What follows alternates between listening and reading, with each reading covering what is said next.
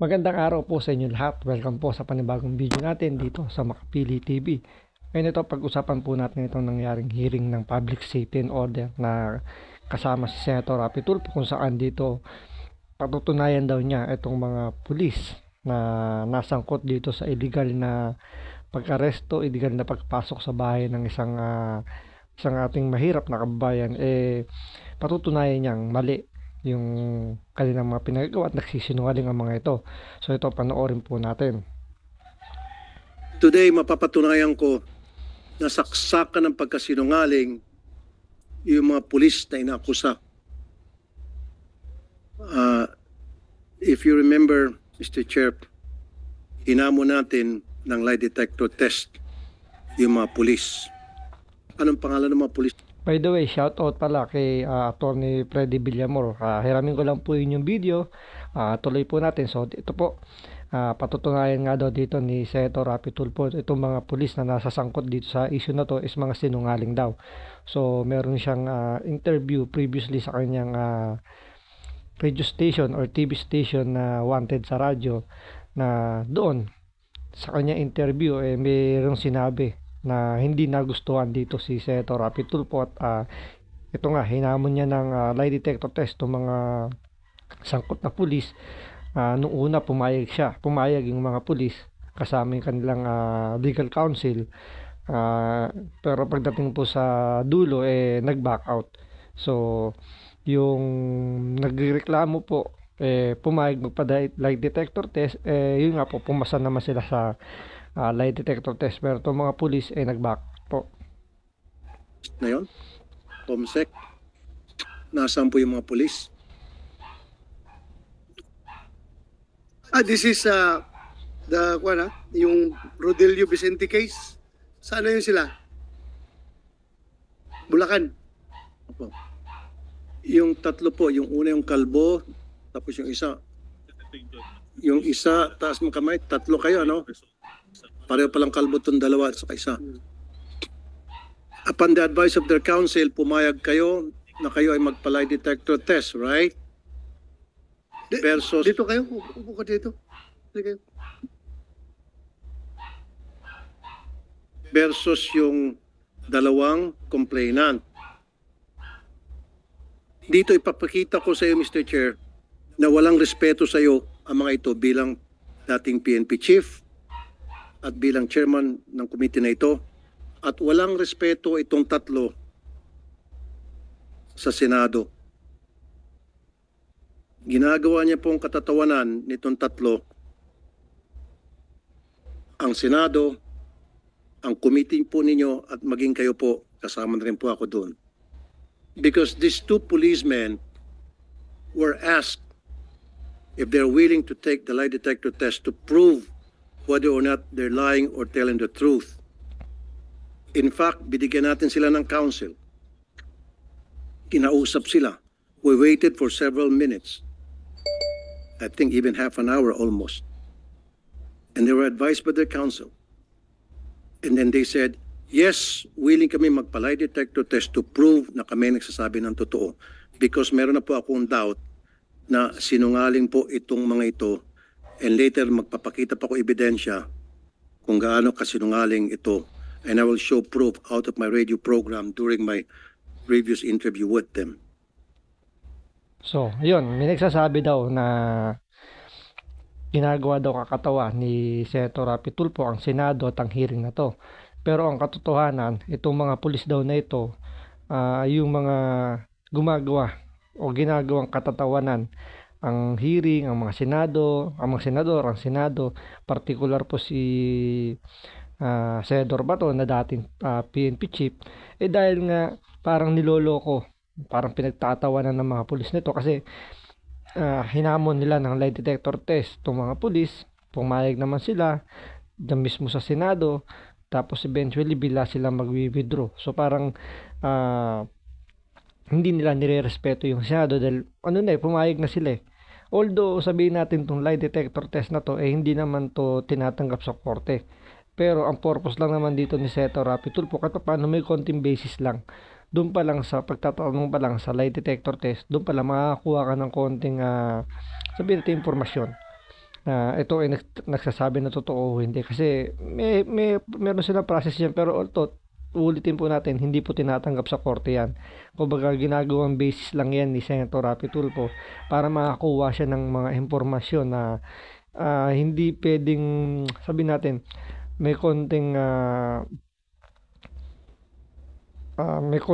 parang pressure. Kumbaga, di ba, parang once na may tinanong na direkta, hindi ka pwedeng tumanggi ng sagot. Unlike kasi sa korte, pwede kang mag-inhibit o pwede kang mag-self-incrimination. Pero dito sa lie detector test, kahit mag-self-incrimination ka kapag nakadetect ng ibang pulso yung machine, pwede nang pumasok yun dun sa sinasabing may pagdududa dun sa mga sinasabi mo. Pumayag po yung dalawang complainant. The two complainants, Mr. Chair, na nagpa-lie detector test, pumasa po sila. Nakalagay doon na walang trace of lying, they're being truthful. Ito pong tatlo nag-decide na umatras. Ang request ko sana sa committee na ito, through you, Mr. Chair, mag-issue po sana ang committee na ito ng show cause order why they should not be cited in contempt doon sa pag-atras nila na nung una pumayag sila at pinalilitaw nila na parang ginagawa ng katatawanan tong Senado. Mr. Chair. So siguro tatanungin natin sa kanila, although I know na karapatan nila na tumanggi, pero may karapatan din po siguro ang Senado na para protektahan ang integridad ng Senate against people who will make a mockery of this committee. Patutunayan ko sa inyong tatlo na napakasinungaling nyo. Wala kayong respeto sa dating Chief PNP. Para kayong binibaby-baby yung bang nasa piling nyo? Dito kasi parang masabi dito ni Senator Rapi Tulfo na binibaby itong mga pulis ito. Siyempre, nandyan si former Chief PNP. So, feeling nila kasi pagtatanggol sila rito ni Senator Bato dahil nga dati siyang Chief PNP. So, siyempre magkakabaro yung mga yan. Kapapano may konting may common ground sila. Kaya medyo pakiramdam itong mga pulis na to, meron silang kakampi na hindi sila masyadong gigisahin. Pero dito kay Senator Rapi Tulfo, talaga in-expose niya. Kahit na medyo nagkakaroon sila ng konting kiskisan dito ni Senator Bato, pero yun nga, nangibabaw pa rin naman yung professionalism nila na alam naman nila na for the sake of hearing lang naman yung mga bitawan nila salita rito. So dito makikita nyo na talagang confident dito si Senator Rapi Tulfo na nagsisinungaling itong mga pulis na to. At modus operandi na ng tatlong, gusto ko na mapamura, Mr. Chair. Meron pa ako mga testigo na modus operandi na nitong tatlo na pumasok ng bahay ng may bahay ng walang dalang warrant base lamang sa sabi ng asset at mang-aresto ng kung sino-sinong taong gusto nila. And wearing bonnets. Kasi ito po, sa mga hindi po nakakaalam dito sa issue na to, ang pinaka-ano lang naman nito, pinaka-bottom line lang ng mga senito, ito mga pulis ay merong operation. So, magsiserve sila ng warrant doon sa taong target nila. So, meron silang nakuwang tips, some tipster nila sa mga asset niya na nandun daw sa isang bahay yung kanilang target. So, yung mga pulis is pumasok na nakabonet. Siyempre, ikaw yung may-ari ng bahay. Ano ba yung unang magiging reaction mo? Siyempre, di ba, medyo magkakaroon ka ng takot, medyo andun yung hesitant ka na papasukin yung mga tao na to kahit na magpakilala sila mga pulis. Siyempre, nakabonet.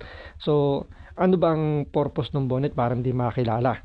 So, alam naman natin sa mga pelikula, hindi na sa pelikula, kahit naman sa mga totoong nangyayari sa kalansangan natin, yung mga kriminal ginagamit is talagang naka-cover yung mukha nila. So naka-bonnet, naka-helmet kapag riding on tandem, kapag papasok sa isang establishment is naka-bonnet sila. So doon sila gumagawa ng hindi maganda pag naka-bonnet. So yun yung yun yung naging senaryo. So yung mga pulis naka-bonnet. So gusto nila pumasok doon sa bahay na yon na sinasabi nila nando yung target nila ayon sa kailang tipster. So yung may-ari ng bahay medyo hindi pumayag. So nagkaroon ng konting komusyon. Ang nangyari, ang ending, dinampot yung may-ari ng bahay at kinasuhan. Ang kinaso, direct assault dahil pumalag daw sa mga pulis.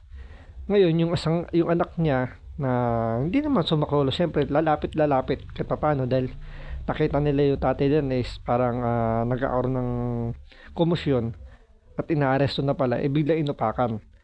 So, pero hindi naman doon hinuli yung anak niya, pero nung dinala na sa presinto yung tatay at sumunod yung anak, siyempre instinct. Siyempre susuportahan yung tatay para malaman kung ano yung pwede niya may tulong o ano ba nangyari. Kinulong din yung anak at ang sinampang kaso. Ganun din, direct assault din dahil nagwala raw ito sa loob ng presinto. Diba? Doon pala makikita mo ikaw magwawala ka sa loob ng presinto na alam mong puro pulis, mag-aamok ka doon, kung bariling ka ng pulis. Di po ba? Siyempre hindi mo gagawin yon. Pero yun na nangyari daw, medyo nanuntok daw yung anak or nagkaroon ng basta komusyon. So, inatake daw yung mga pulis. So, sinampahan din siya ng kasong direct assault. So, ang ending, dalawa po sila ikinulong yung magtatay. So, ang pinaka-problema lang naman dito nga inilalaban ni Senator Rapi Tulfo, bakit daw nakabonet yung mga pulis habang sila nag-ooperate ng kanilang di ko alam kung bypass to pero yung pagsiserve ng warrant. Not wearing proper uniform. Ang masama kasi nito, kinukonsinti. In fact, when I interviewed the chief of police at that time, and I think the chief of police was already relieved, and what was the name of that chief of police? Is he here? And I interviewed the last time sa radio program ko, sabi mo, isa ka pa, Colonel. Sabi ko, Colonel, bakit nagbobonet ang mga bata mo pag nag-raid? Kasi mainit dito sa Bulacan. Pati ako nga nagbobonet. Don't lie to me, papakontem kita, magsumpa ka. So, yun din yung reason ng pulis kung bakit daw nakabonet itong mga pulis nung nag-operate. So, dahil mainit daw. So, kung titingnan nyo, hindi siya acceptable para kay Senator Rapi Tulfo. Hindi lang siguro sa kanya, kahit sa ibang mga netizen, hindi acceptable na bakit nakabonet. So, siyempre, kung nakabonet, ayaw magpakilala. Pag ayaw magpakilala, andun yung pakiramdam mo na, or yung unang instinct mo, siyempre, di ba? May gagawin hindi maganda. Di ba? Kahit magpakilala ng pulis yan, hindi ka maniniwala. Kahit magpakita pa ng ID, hindi ka maniniwala. Kasi nakabonet nga eh. Di ba? Siyempre, sa mga napapanood mo, sa mga nakikita mo sa balita, na ang mga kriminal nakabonet. Di ba? Police nakabonet. So, yun magiging agad criminal itong pumasok sa bahay mo. So, anong gagawin mo? Medyo, di ba? Talagang magkakaroon ka talaga ng hesitant na papasukin dahil kahit nakabonet nga eh. Pero ang katwiran ng mga pulis na to is mainit daw. Kaya sila nakabonet habang ginagawa nila yung operation nila. Muna rito, bago mo kasagutin, put him under oath. Paki-ready comsec yung sinabi niya sa radio show ko. Pakontem ko to kahit na colonel ka. Nakapikon na eh.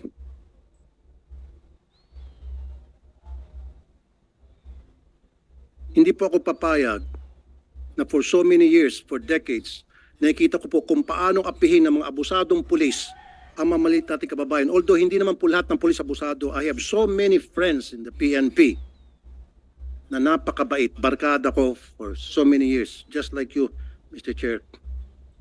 Pero merong ilan tulad ng mga ito, ng mga bulok na itlog sa PNP, ang siya nagsisira sa imahe ng napakaganda na ginagawa ng kapulisan natin. Dahil sa gravity ng inyong kasalanan. Ito po, nililinaw lang po rito ni Senator Rapi Tulfo. Hindi niya sinisiraan or hindi niya inaakusahan yung buong PNP. So, talagang nandun lang talaga na talagang tatamaan yung PNP. Siyempre, miyembro nila yung gumawa ng hindi maganda. So, hindi nila lahat ni Senator Rapi Tulfo. Totoo naman, meron namang iilan lang naman talaga na gumagawa ng ng hindi maganda. Marami pa naman dyan talagang tapat sa kanilang tungkulin na ginagawa yung kanilang mga trabaho dahil nga sa mga iilan lang na gumagawa ng hindi maganda, nadadamay. Diba? Kahit sang namang organisasyon gano'n nangyayari, di ba? May isang bulok lang na, sabi nga nila, may isang bulok lang na kamatis dyan sa isang basket, lahat yan nadadamay. Kaya, nilinaw dito ni Senator Rapi Tulfo, hindi lahat. Hindi gaya kasi nung iilan na pinalalabas na sinisiraan daw ni Senator Rapi Tulfo ang buong PNP. Dahil PNP ang ginagamit. Siyempre, andun yung organisasyon na kinabibilangan ng tao So, talagang hindi may iwasan yon. Pero, dun sa iilan na sinasabi nating anti-Tulfo, ang pinalalabas sila sinisiraan. Or, inaakusahan pa ng hindi maganda daw ni Senator Rapi Tulfo. Pero, remember, may issue. So, normal na akusahan. Pero hindi naman niya sinasabi yung buong PNP ang may problema o yung nasa masamang side. Ang sinasabi niya may ilang pulis na nasa PNP. Yun po yung ibig sabihin ni Senator Rapi Tulfo. Pero yun nga, hindi hilot kasi ng mga ilang mga sabihin natin na infected ang utak, parang zombie na ang kanilang pinakakalat sinisiraan ni Senator Rapi Tulfo yung PNP. So hindi maganda, 'di ba?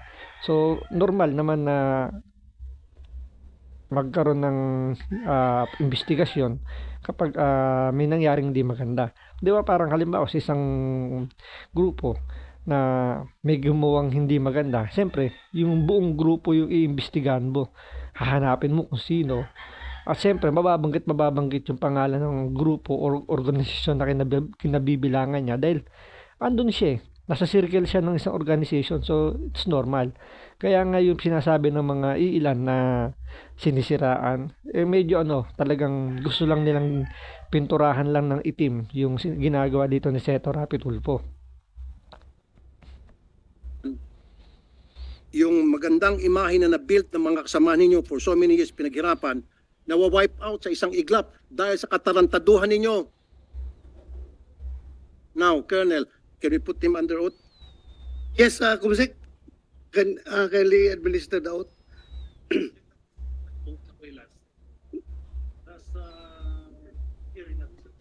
Nag-oath ka? Okay. Okay. Colonel, during the last, when I interviewed you sa radio program ko, ito na yung ebidensya ni Senator Rapi Tulfo. Medyo tatanungin niyo muna to si Colonel para kumbaga parang to confirm kung totoo bang sinabi niya to, ito yung sinagot niya. So dito parang iano muna ni Senator Rapi Tulfo magkaroon ng pailaman natin muna rito kung consistent ba yung sinasabi rito nitong Colonel na to dun sa statement niya nung interview during dun sa radio station ni Senator Rapi Tulfo at isasagot niya ngayon dito. Kita, bakit nagbobonet yung tao ninyo? Pakisagot nga ulit kung consistent ka. Yes, sir. Ang tanong na bakit, sir, ay hindi ko matandaan yan, sir. Kung hindi, ang tanong mo sa akin, sir, ay tama ba na mag-bonnet yung mga pulis mo pagka perform ng duty o manghuli? Parang ganun, sir, yung natatandaan ko. And then sinagot ko yan, sir, ng hindi, sir. And then, sir, may pahabol ako doon dahil may pinahabol pa kayo na pwede din naman provided... Stop right there. You said hindi. Pakiready yung video. Now, huli ka. You said hindi. Yes, sir. Pakiready yung video. Okay. And then, go ahead. Yes, sir. And then, sir, sabi ko, pwede din naman provided na pagdating mo sa area is magpakita ka ng mukha mo, itaas mo, yung bonnet mo kung may bonnet ka at magpakilala ka as No, police sir. officer. Yes, that was later on. Pero ang una mong sinabi, mainit kasi sa Bulacan, kaya nagbobonet kayo, maging ikaw, nagbobonet ka nga. Yun yung straight answer mo. And then, dumugtong ako ng tanong, saka sumagot, masama kung Sa akin kasi regardless kung nakabonet yung police, excuse, kapag sila may operation na nakabonet, medyo tapos naka-civilian, medyo matatakot ka. Buti sana kung naka-uniform sila ng yung ano nila, yung uniform na pulis nila na pang sabi natin pang aresto or may pang parang sa mga pelikula, diba, naka-combat na uniform sila tapos naka-bonnet, kapag meron silang hot pursuit. So doon medyo ma-identified mo na pulis siya. 'Di ba, na ito may operation sila na kahit paano meron ka ng idea. Unlike kung papasok tong mga pulis na ito na naka-bonnet, naka-civilian. So ano magiging first impression mo, 'di ba? Bakit papasok sa bahay mo? So iisipin mo kagad to, mangkikidnap, may gagawing hindi maganda. 'Di ba? Yun talaga magiging instinct mo kagad. Matatakot ka. So bakit mo papasukin? Kung alam mong nakaramdam ka ng takot, hindi mo alam na pulis yan, kahit sabi mo magsabi pang pulis yan, medyo makakaramdam ka ng takot dahil nakabonet. So ito nga, ang reason nga daw bakit daw pumasok daw na or nag-operate sila ng nakabonet, sabi nga ni Senator Rapi Tulfo, when pretty confident naman siya rito na sinabi dahil daw mainit. Yun yung reason nitong pulis. Kaya nga 'di ba parang dito gigil dito si Senator Rapi Tulfo at sasabihin nga niya rito, nahuli nga niya. Huli ka balbon, ika nga. Taas, kung nakababa, dapat nakataas. Dapat, Kernel, ang diretsong sagot agad mo doon, bawal ang bonnet, stop na, wala nang mainit. At ako nga nagbobonet. Ginagawa mong kengkoy ang PNP. Do not use the word mainit, kaya ka magbobonet. Anong kinalaman ng mainit na panahon? Wait, Colonel. Anong kinalaman ng mainit na panahon sa pagsuot ng bonnet? That's what you said. Are you denying it? Na you said na mainit? No, sir. deny Mayroon akong naaalala Hindi, na sinabi you denying it? na mainit. Let's sir. play the video. Oh, sabi mo mainit. Yes, sir. Mayroon, sir, akong word na mainit pero hindi ganyan ang pagkasabi ko, sir. Gusto mo i-play kong video? Hayaan niyo po muna sana ako. Hindi, gusto mo i-play kong video. Yes, sir. Pero gusto ko pong sagutin before Right. niyo po i-play para po hindi po ako mangungopya sa video. No? Sige. Kung sinasabi niyo, sir. Noong tawagan niyo po ako ay actually ako ay nagpunta sa isang barangay na kung saan tayo ay Before you continue, before you nakita- continue, sandali lang. Colonel Pulonyo, Sir? hipi ka pa ngayon doon o na-relieve ka na? Sir, nakabalik po ako, sir. Saan? Sa Sa Pandibulacan, sir. Pandi, Bulacan. Yes, sir. Nakabalik ka doon ngayon Yes, sir. as hippie. Yes, sir. Okay. Continue. Nandito bang kataas-taasan sa PNP? Bakit nakabalik tong taon to? Ito pa nag-iisang problema rito. Nakabalik siya. Ang alam kasi nila is nirelieve to sa pwesto dahil nga may undergoing investigation pa. So, yun yung SOP, Standard Operating Procedure, na dapat i-relieve yung mga sangkot dun sa yung masangkot na pulis. Kailan i-relieve sa kanilang mga pwesto para hindi magkaroon ng sabihin natin na makilingan yung ginagawang investigasyon. Siyempre, pulis din kasi mag-iimbestiga. So, dapat to nire-relieve muna. Pero yun nga, nalaman nila rito na inirelieve pero ibinilig din pala sa pwesto.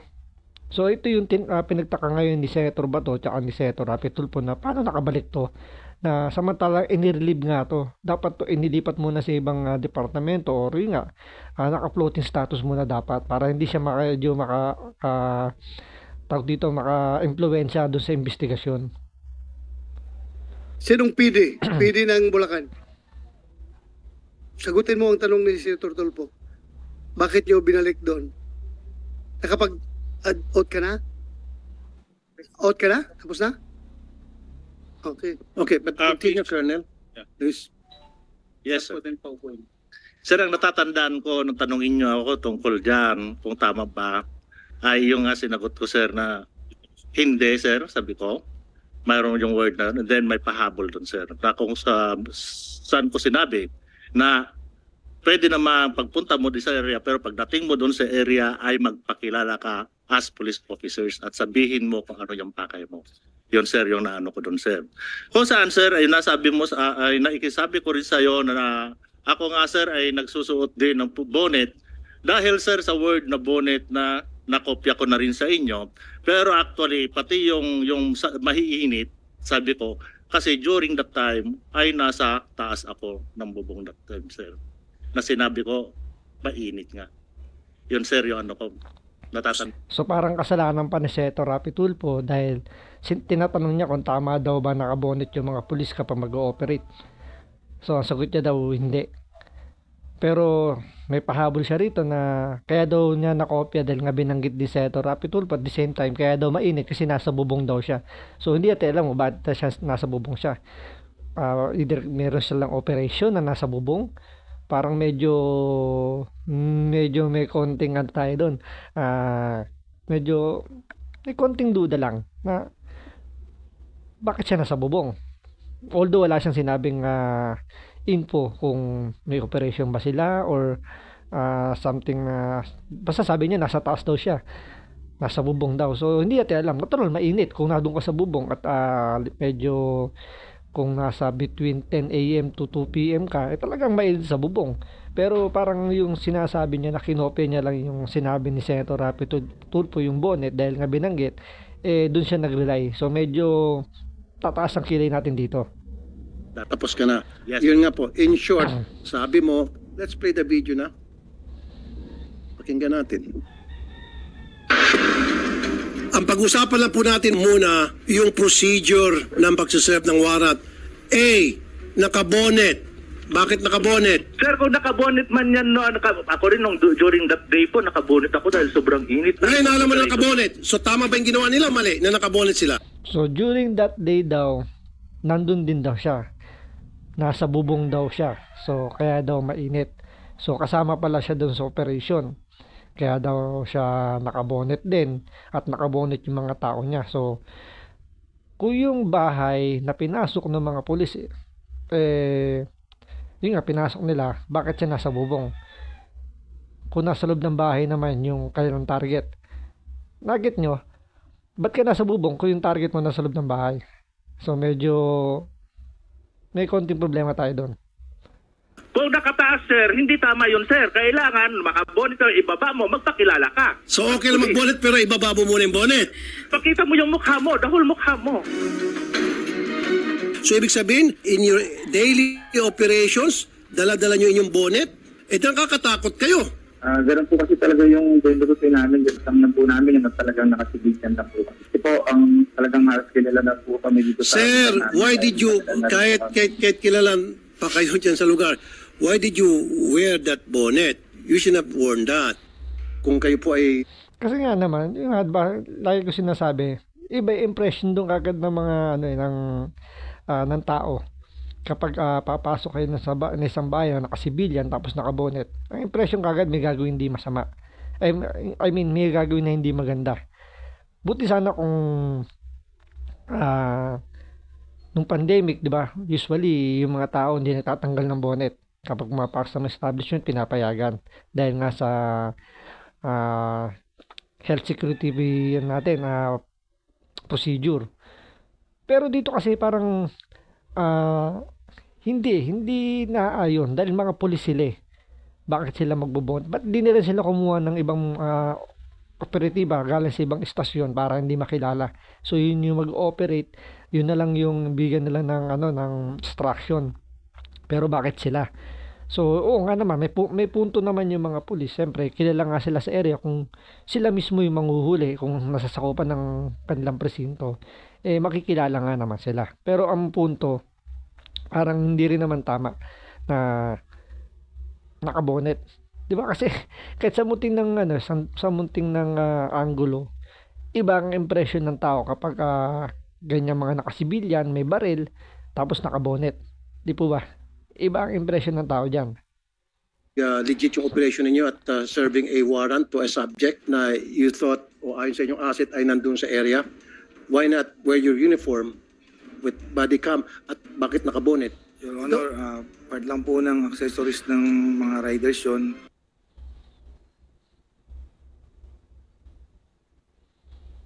So yun, you used the word mainit.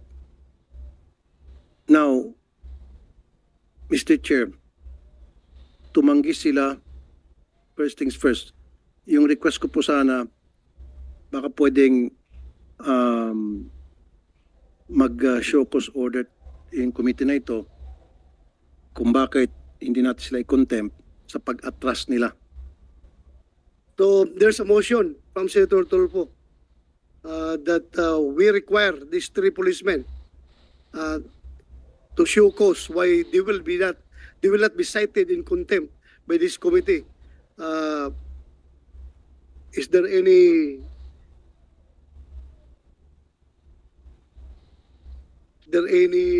objection?